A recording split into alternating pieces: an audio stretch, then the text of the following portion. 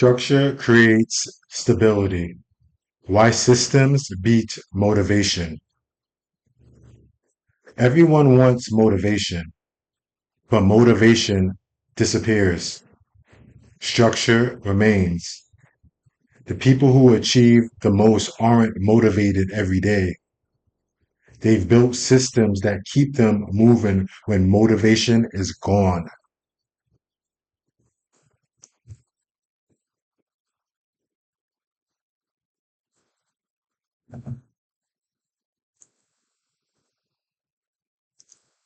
Point one, motivation is emotional. Motivation is emotional. Emotions are a good spark to get you going, but emotions are unreliable. They don't sustain. Emotions go up, they go down, they go in, they go out, they go upside down. Emotions are not stable. And that's one of the biggest problems in modern dating. Both men and women are going by the way how they feel. Men are motivated by their urges and their sexual desire. Women are motivated by how a man makes them feel, their emotions. And it's a joke for serious dating. It's okay for short term hookup and flings, but for long term serious dating, it's a joke. The same way how motivation is a joke if you're using that to go to the gym or doing anything serious in life. It's a joke. It's emotional. You're not going to feel like doing something important every day. Most of the time, you're not going to feel like doing it. You might feel like it in the beginning, but when you realize how difficult it is and what you got to put in, you're going to be like, it's not going to feel the same. It's not going to feel the same. The illusion is going to die away. That's what most people fall through. They fall a victim of the illusion. It's going to go away. It's not going to exist. And the motivation is going to die. So what's going to keep you going? Motivation comes and it goes. Motivation depends on how you feel. Feelings are unreliable. You can't rely on your feelings. It's a good spark, but for anything long term, it's unreliable. Even getting into a fight. If I get into a fight because someone disrespected me, I'm emotional. Even with me training martial arts and me being advanced, I'm putting myself in a bad position. Because why am I fighting in the first place? Why? What is that going to prove? Me fighting someone because they said something disrespectful to me. Emotions are unreliable. You don't go by emotions. You could be inspired and sparked by it, but no, it's something bigger that needs to make you go. And I talk about the hierarchy of purpose. I've talked about that previously. Motivation at the bottom, discipline in the middle, sacrifice at the top. Just briefly, motivation is how you feel. Discipline is what we're going to get to in point two. Structure removes discipline. Sorry, the structure removes decisions. So discipline is the structure that you set up. Discipline is no matter how you feel, this needs to get done for me to be here. This needs to be done consistently for me to be here in my life. No matter how I feel, this needs to be done. No excuses. This goes for morning routines. This goes for workout schedules. This goes for my publishing calendar. This goes for your budget. Very important for your budget. And this goes also very important. This goes for your sleep routine. Just like your battery, if you don't charge it, it's not going to run well. Same thing with you. Sleeping is charging your battery. You have to sleep to be fresh. And a lot of the times too, there's a magic in sleep too, because you'll learn something the day before. It could be anything, something at work, martial arts, whatever. You could learn something. And it's like, okay, boom, boom, boom, boom, boom, boom, boom, boom. It's stuck in you. It's in you got the information. It's there, but it's like, it's still like, it's not really connected. It's there, but it's just hasn't really connected and grasped yet. And then you sleep. You kind of almost forget about it. And then when you have to confront it again, it's kind of like, okay, now it's like you probably still got to work on it, but now it's starting to connect a little bit. Now you're like, okay, this and that. This is what that's supposed to do is connecting. Sleep has magic. You need to sleep. Not now doesn't mean all day, but I mean for me, a good 6 to 8, at least 4.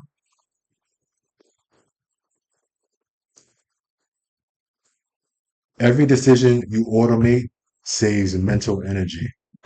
That's why, having a schedule is very important.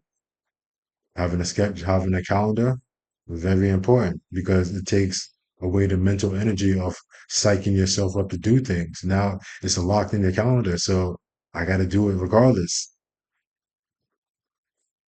Now your calendar should be flexible in case something more urgent comes about that you may have to do it, but um,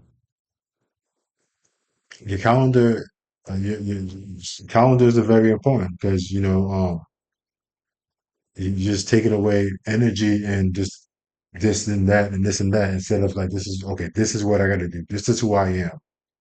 This has to be done every day, every week, etc. And it's not going to change. It has to be automated.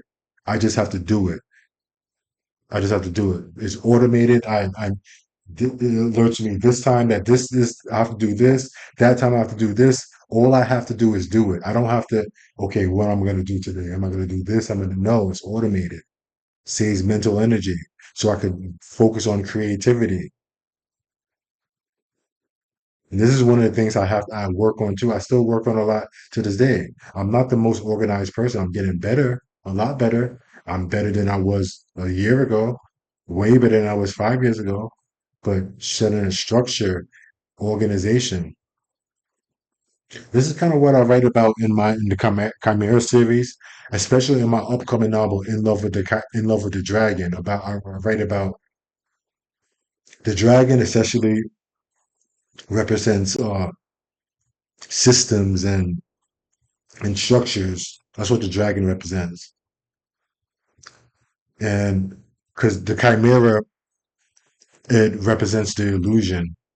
And the illusion, is, I told, it's in love. So it's like kind of like disguised as a love story and the chimera, in love with the chimera. So that story talks about the illusion that draws us into romance. And then in love with that dragon is like after the illusion, you're already drawn into the you're already drawn into the and by the illusion, but now you see the structure, the system. And even if, which is most likely, you don't like the structure that is being presented to you after the illusion fades away, even if you don't, and by the way, the illusion draws you in by what? Feelings that are unreliable. But we already addressed that. But even if you don't agree with the structure, you were pulled in by this illusion that you can't break away from it. The illusion was way too powerful. You can't break away from it. But see, the solution to that is in my system. I'm not telling people not to, be part of systems. And see, relationships are only one part of this one system. There's many different systems. The systems at work, the systems in religion, the system in politics, the systems in your family, the systems anywhere you could break it down.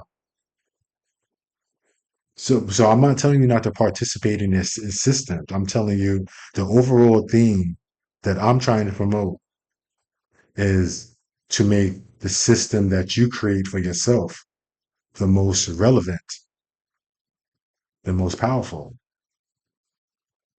the one that holds you the most accountable. Systems outperform goals. System outperform goals.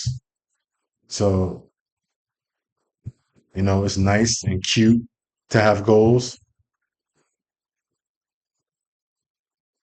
but systems outperform them. You set up a system, you have it automated. You don't even have to think about goals anymore. Like, oh, I did that. Ooh, I did that. Cool.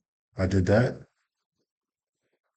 Now the audience may celebrate you and say this and ooh, that person is this, that person is that, but the same audience could be the one that tear you down too. So you shouldn't put too much stock into what the audience says. It's about you. It's about what you think about yourself and what you're doing to achieve that, how you're adding value to society. Systems outperform goals. And the system that you create for yourself could potentially outperform the systems that the world has put upon you. Goals tell you where to go. To go. That's what goals do. Goals tell you where to go. The systems determine whether you get there.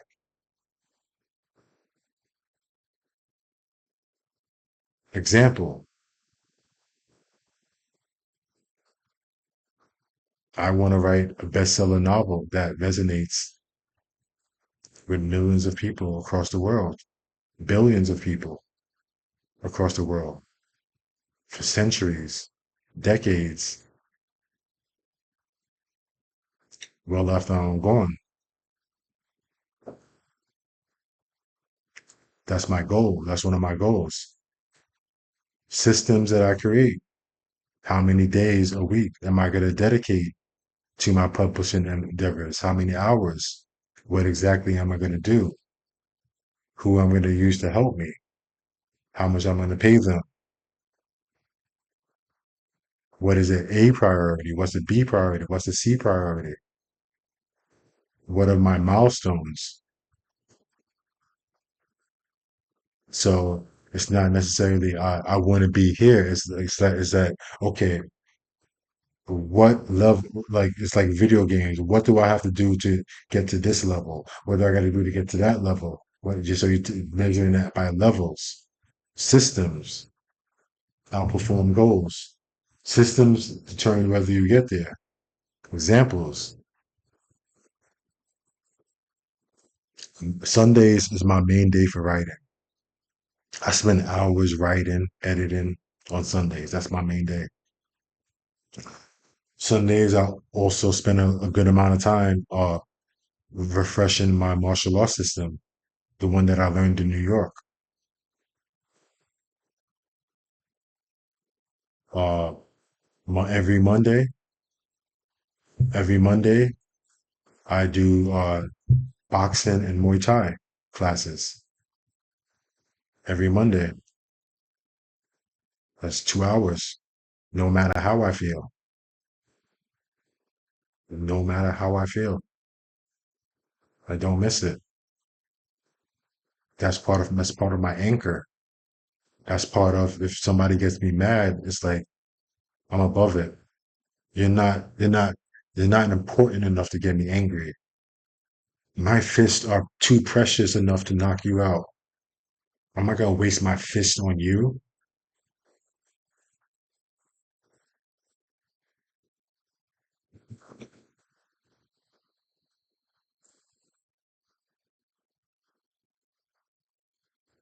There was some periods, I do a lot more editing, but there's some, I just finished reading a book one of my coaches gave me, Striking Thoughts. Just finished that. Um, and I do need to read more. but I read more of my work. But I do need to read more like, other people's work as well. That's what keeps me like, keeps my ideas sharp and like let me know that okay, I'm doing okay for where I'm at. So that could be a system as well. Okay, I'm reading 10 pages a day, 20 pages a day, 30 pages a day, whatever it is, wherever you're at.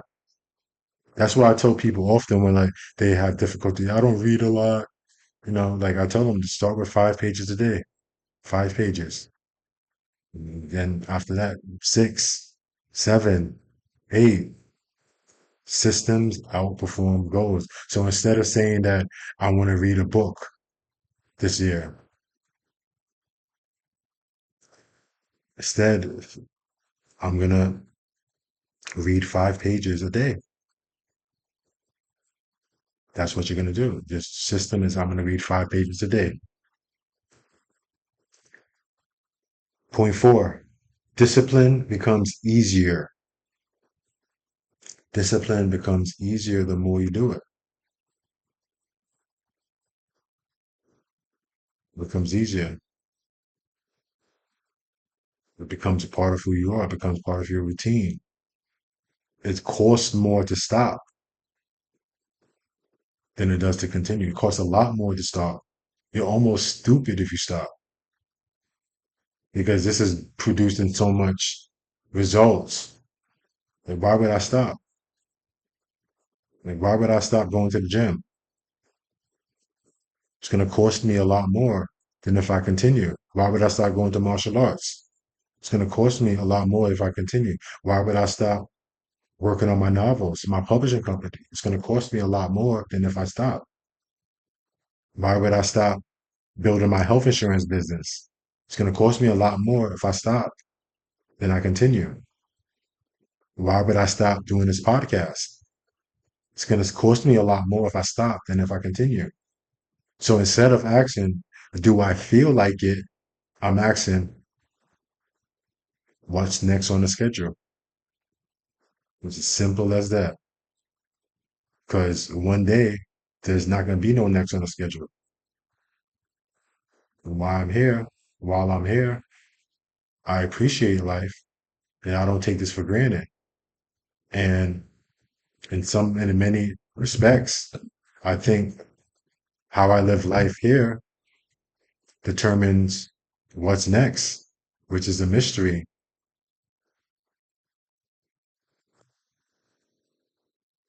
Point five, the last point, structure creates freedom. Structure creates freedom.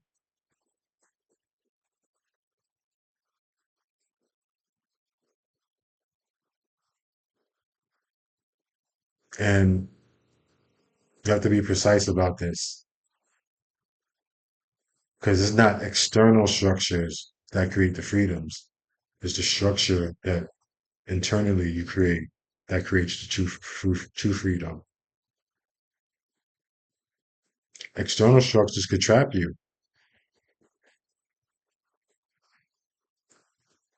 They could trap you if you're not wise.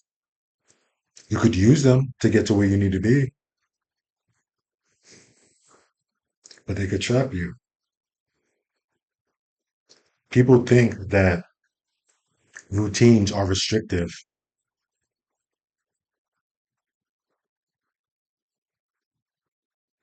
but actually, the more structure that you build, the more freedom that you create. The more structure you build, the more freedom you create.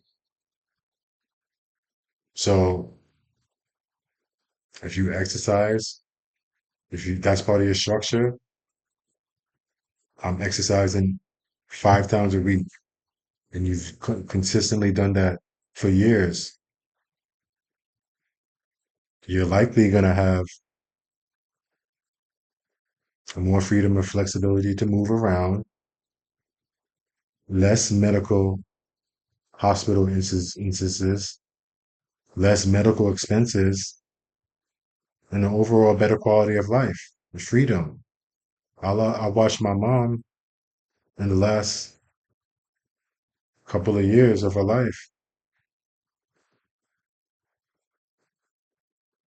She couldn't move. She barely could move.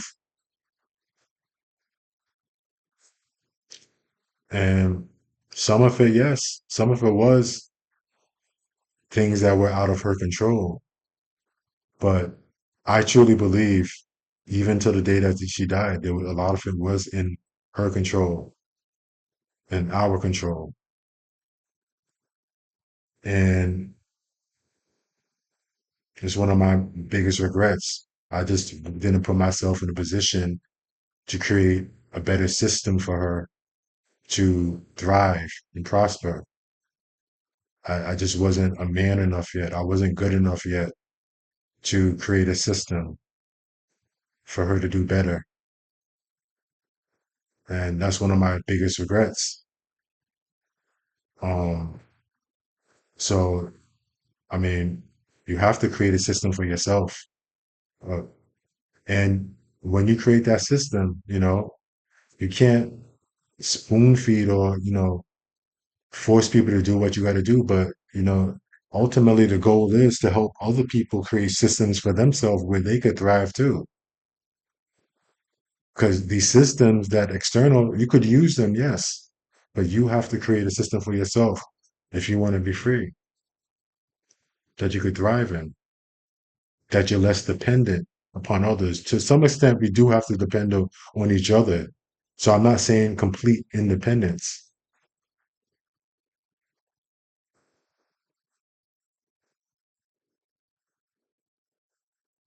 but you have to be able to create systems where you're strong in the ability of doing things on your own. With that said, writing the Chimera Universe wasn't about inspiration. It was about showing up every week, whether inspiration arrived or not. Books aren't finished by motivation, they're finished by systems.